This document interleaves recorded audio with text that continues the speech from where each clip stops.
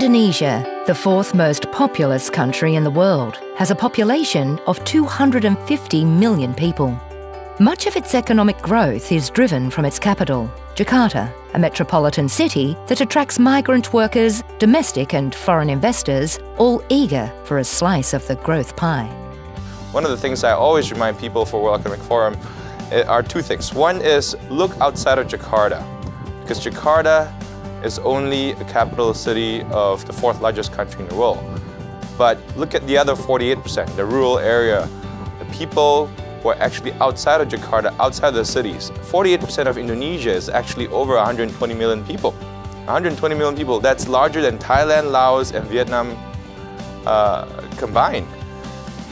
These 120 million people are often left out in the international development conversation. Yet they represent the huge potential waiting to be mobilised in Indonesia's next phase of economic development. We look at it as a fantastic opportunity for something that we're actually strong at, which is rural area development. A great example is our pulp and paper site in Kerinci. The town of Pangkalan Kerinci sits on Pelalawan of Riau province, the economic hub of Sumatra Island. 25 years ago, Kerinci was a small village inhabited with mostly fishermen and illegal loggers. But today, after 20 years, since 1994, if you go to Kerinci, you can see it's a very thriving. I think it is already around 10,000 kilometers roads are being actually constructed. And Agri Group play a big role in that transformations. Besides the pulp and paper mill, Kerinci also houses RGE's key palm oil manufacturing operations.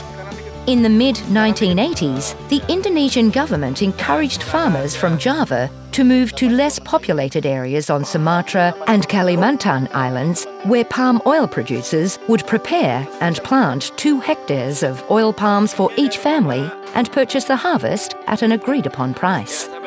We were among the pioneers, going into this program and believe that we need to make this work. And today, if you look at what we have done for the last 27 years, we are one of the largest, if it's not the largest, plasma companies working almost daily with our farmers. We start from day one. This is how we will build our trust. It must start from day one when the 2 hectares given to them. We work together with them how we want to prepare the lands. We work with them to select the best quality seeds. We handhold them in terms of providing them with the good agronomies and field practices.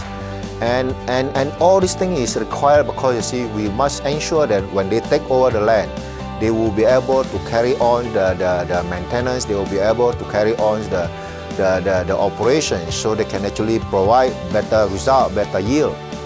Since then, the process has provided job opportunities for 90,000 people and developed over 9,000 kilometres of roads, out of which more than 2,000 can be accessed by the public.